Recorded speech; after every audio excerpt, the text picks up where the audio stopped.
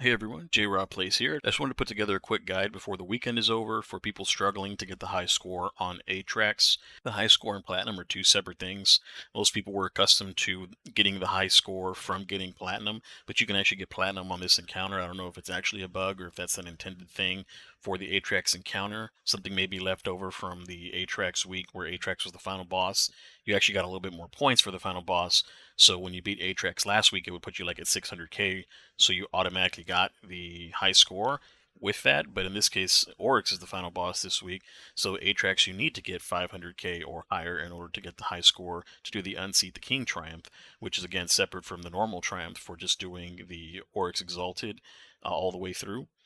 There's been a lot of guessing and misinformation on Reddit and some of the other places where people kind of spread information around, try to get advice on how to get things done. People have been saying that you have to get like 100,000 points before killing Atrax, 150,000 points before killing Atrax to get to that 500,000, and actually all of that is incorrect. The way the actual encounter mechanics work is the faster that you beat Atrax, the higher score you get from defeating Atrax, and the higher chance you have of getting 500,000. And it's not something that's going to be exact every time. It's going to be something that you have to just do the encounter over and over again quickly to just kind of luck into it, essentially. It took us about 4 or 5 tries to finally get it perfect, but what we figured out was a good strategy to get us there. Killing the Tormentor does make a difference, and getting finishes do make a difference. So you want to try to finish each of the servitors that you have a chance to. You want to try to finish any of the yellow bars, like the Hacker Vandal that holds the scanner and the Vandal that holds the operator. You want to try to get those finishes just to get a little bit of extra score. Any little bit helps, and it all adds up. But the biggest deal is getting the Tormentor low and finishing the Tormentor and trying to get that Tormentor kill before going upstairs. So the way we had our group set up was we actually had 5 people stay downstairs and 1 person go upstairs. That's the scanner person. The scanner person will go upstairs and locate the scanner so that when the rest of the people end up coming upstairs, we end up pushing the scanner hard and trying to get the scanner killed so we get the scanner picked up in time. So that way we don't run into a situation where the escalation protocol is activated and we don't have the scanner to see which of the clones is going to be the active clone. How we broke each other up is we would put 2 on each side, of course, and one would kind of float in the middle. And then me, I was actually doing the operator in this case. I would stick on the right side because there wasn't a lot of people over there to help with the ads. And then I had my teammates call out to me what side the operator was on, and I would shift over to that side and help kill the operator and then go to the middle immediately. And what our call out was, once we killed the operator, is that we would try to everybody collapse on the middle servitor, kill the middle servitor, and then prepare for the tormentor to spawn. How I would do it is I would get in there and I would throw a weakening grenade to weaken the Tormentor. I would even pop my Rift and send up my little Void Buddy to suppress him, but only try to do that once we pop the shoulders because you want to focus on the shoulders first. If you try to blind/stun the Tormentor, he ends up putting his arm up and blocks one of his shoulders, making it hard to get him into the next section, increasing the chance that he teleports upstairs because he will teleport upstairs after a little bit of time. If he's up long enough after you break his shoulders, that's when he starts to do the teleportation. You can actually finish him in his teleportation animation to keep him from going upstairs. And again, the key is to finishing the Tormentor, because if you can get a finisher on the Tormentor, you'll get around 9,000 to around 10,400, somewhere in that range. So it's really beneficial to try to get that done, because a normal Tormentor kills only like 4,000 points from what I remember correctly. So try to get your primary sprees using ignitions and things that are going to get group kills on enemies coming out. Try to get your finishes on any orange bars, any yellow bars. Obviously, you want to try to get finishes again on the servitors and the yellow bars that come out. Get your finisher on the Tormentor, and if you can't get your finisher on the Tormentor on the lower floor, not too huge of a deal. You can just go upstairs and kill him quickly at the very front of the room. He'll usually be near the Atrax clone that's in the front middle. You can kill him there, get the finisher on him there, and then move into helping the scanner. Try to kill the Hacker Vandal to pick up the scanner so that you can get ready for the escalation protocol. Because again, the key is timing. On the run that I actually got the clear on, I believe we had 4 minutes and 50 seconds left. So aim for roughly around 5 minutes left on the timer to try to get this done so that you can actually get the high score itself. So again, just to recap, we had 5 down. We killed all the ads that we could. We tried to kill them quickly in groups. Then I, as the operator, would run up to the top floor, turn around and send back 2 pods for the people that still haven't come up yet, and then start to help kill either the Tormentor or kill the Hacker Vandal. The other 2 players will then come up. You want to try to make sure you do not kill all 3 servitors upstairs before the other 2 players have arrived, because if you do so, you're going to start the protocol early, and then you're going to make it to where you're not going to be able to get a one-shot on Atrax upstairs. And that's another key portion to trying to get this done. A lot of the people who've been able to successfully get the 500,000 mark have done so after 1 phasing the very top boss and either 1 or 2 phasing the final stand boss. So that is like 1 clone or 2 clones in the final stand is what I mean. So now that we've caught up to the point where we've killed all the servitors and we started the protocol ourselves, even finished the servitors that we can, and as you can see, you get bonus points for the finish.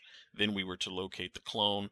We surround the clone, count 2, 1, go. Everybody fires on go. I personally lead out with heavy and then super.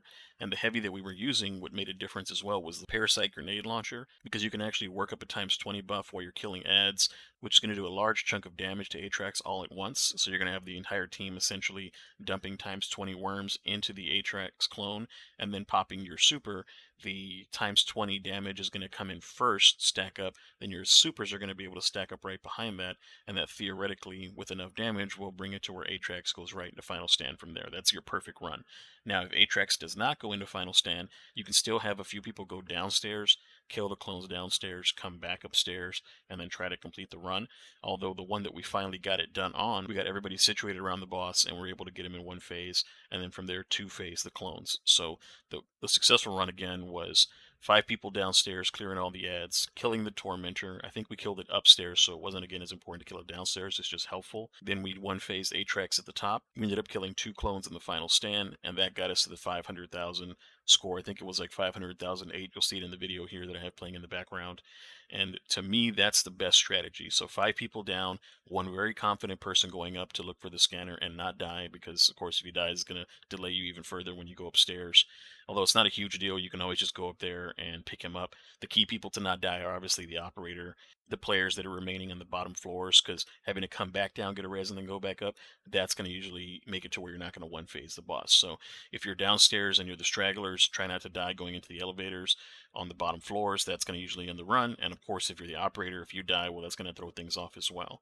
Now, for the operator, you don't really have to worry about trying to vent any of the Atrax replication debuffs.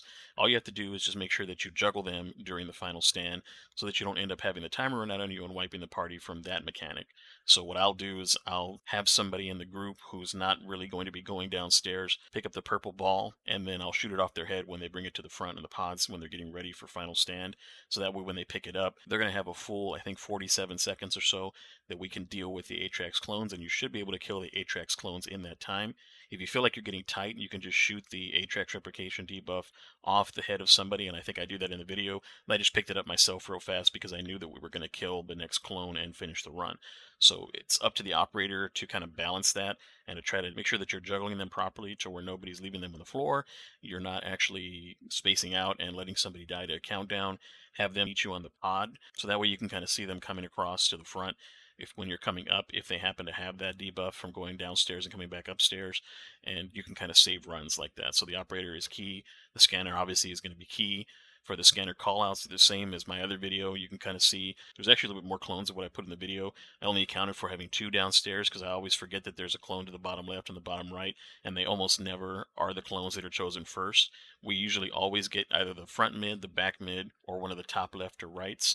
I very, very rarely had a clone which was bottom right or bottom left by the vents underneath that started the protocol and were one of the ones we were going to focus on. So that's just something to keep in mind. But as long as you go with that same strategy that I have set up, 5 down, 1 up, get everything cleared, kill the tormentor, have everybody come up together, 1 phase Atrax, and then 2 phase the clones at least.